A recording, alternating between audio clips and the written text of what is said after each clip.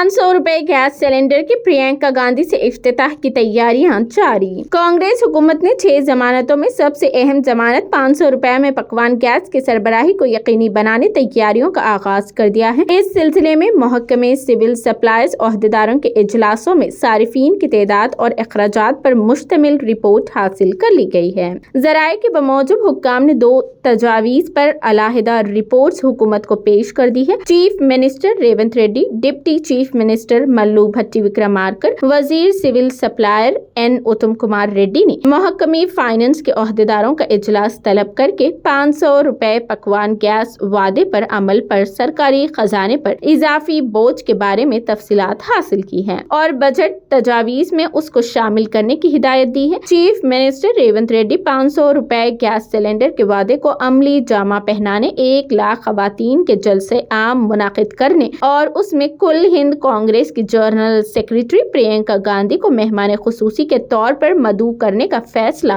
किया है। इंद्रावाली में मुनाकिदा जलसे में उसका ऐलान भी किया गया है। काबीना का 4 फरवरी यानी आज इजलास मुनाकिद हो रहा है, जिसमें दूसरे उमूर के साथ 500 रुपए गैस सिलेंडर फराहम करने के वादे को मंजूरी दी जाएगी। जलसे आम मुनाकिद करने के लिए 2-3 मुकामात का जायजा लिया जा रहा है और बहुत जल्द सरकारी तौर पर उसका ऐलान किया जाएगा।